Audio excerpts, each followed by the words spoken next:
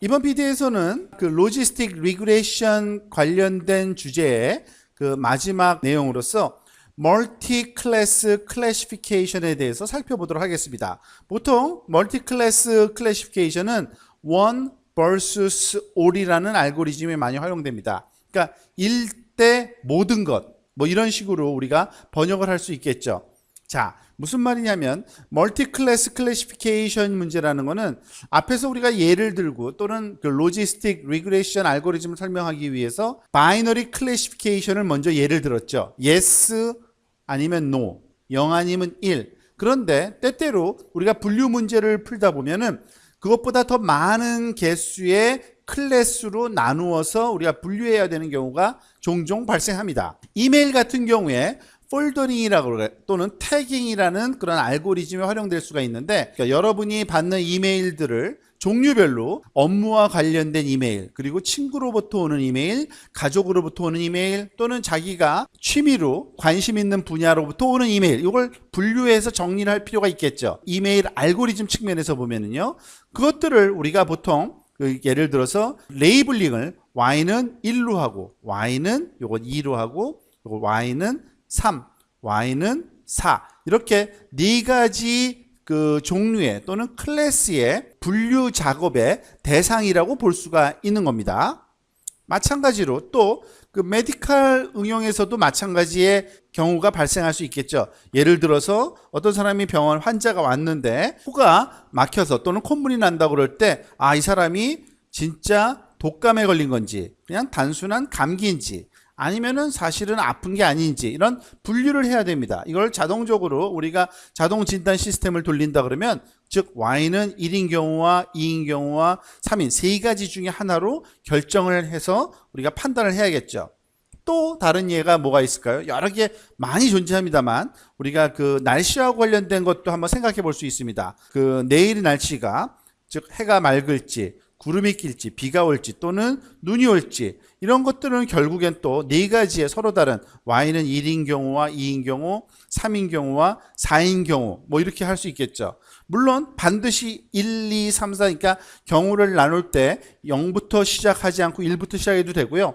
뭐 편의에 따라서는 0, 1, 2, 3 뭐 네 가지 결국엔 개수는 네 가지입니다만 클래스의 레이블링을 0부터 시작해도 전혀 상관이 없습니다. 그거는 개인적인 취향으로 우리가 만들어서 사용을 하면 됩니다. 그러기 위해서는 멀티 클래스 클래시피케이션을 우리가 풀어야 되는데 우선 바이너리 클래시피케이션을 지금까지 공부를 했었는데 바이너리 클래시피케이션 문제라는 거는 두 개의 클래스로 분류할 경우를 바이너리 클래시피케이션이라고 그러는데 즉 클래스가 두 가지만 있는 거죠. 즉 포지티브한 그러한 클래스와 네거티브한 클래스로 나누어주는 이 두 가지 경우에 대해서 우리가 로지스틱 리그레이션 문제를 풀었죠. 그런데 이 알고리즘이 그대로 활용이 됩니다. 자, 무슨 말인가 하면 이런 경우죠.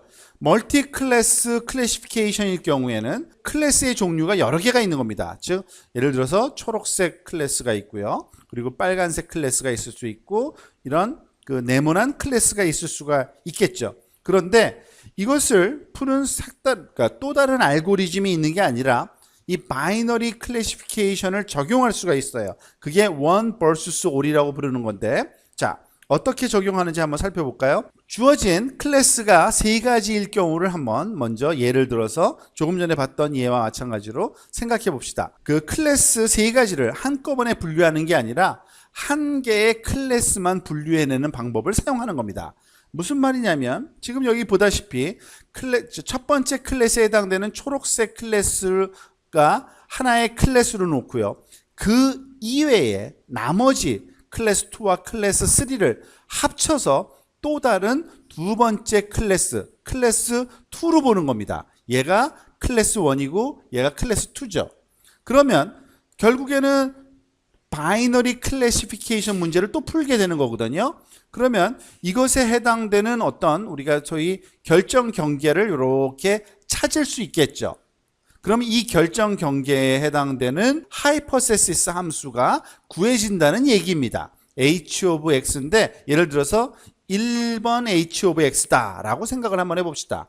그리고 마찬가지로 또 또 다른 클래스 하나와 그 이외의 나머지를 또 분류하는 바이너리 클래시피케이션 문제를 또 풀어주는 겁니다. 그러면 또 다른 하이퍼세시스가 구해지겠죠. 얘는 2번 하이퍼세시스라고 우리가 호칭을 붙입시다. 그러니까 얘를 골라내는 거죠. 똑같습니다. 마찬가지로 세 번째, 클래스 3와 그 나머지를 분류하는 이런 바이너리 클래시피케이션을 또 풀어주는 겁니다. H of 세타 X인데 얘는 세 번째 클래스를 구할 때 사용하는 이 각각 하나하나가 결국에는 뭐냐면 1번 클래스에 해당되는, 즉 Y가 1일 확률을 구하는 가정, 그러니까 하이퍼세시스를 구한 거고요. 얘는 Y가 2일 확률을 구하는 하이퍼세시스고요. 얘는 Y가 3일 확률을 구하는 그 하이퍼세시스를 계산한 거라고 볼 수 있습니다. 그러니까 결국에 뭐예요?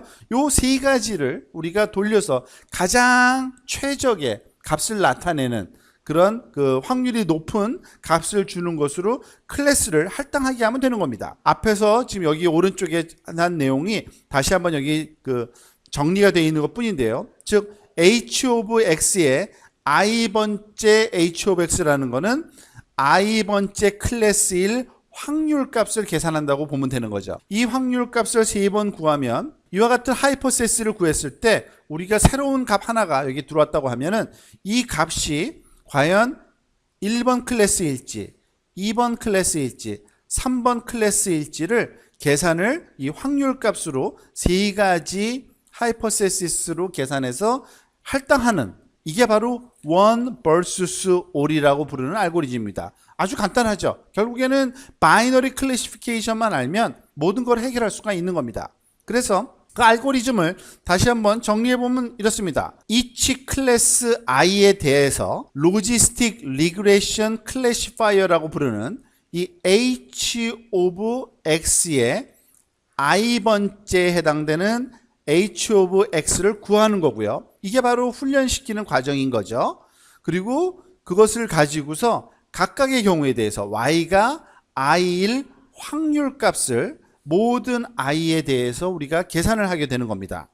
그렇게 되면 새로운 인풋, 즉 on a new input X, X 값이 들어오면 우리가 그 예측은 어떻게 하는 겁니까? 즉 클래스 I일 확률을 최대화시키기 위해서 결국에는 i번째 H of X에다가 X 값을 넣어서 계산을 다 해본 후에 그 중에 가장 큰 그 값을 주는 확률이 높은 I 값을 결국에는 해당 클래스로 우리가 결정해서 그 여기에서 나오는 이 I가 결국에는 corresponding 클래스에 해당될 클래스라고 결정을 하는 게 one vs all 클래시피케이션 문제를 풀었다고 볼 수가 있겠습니다.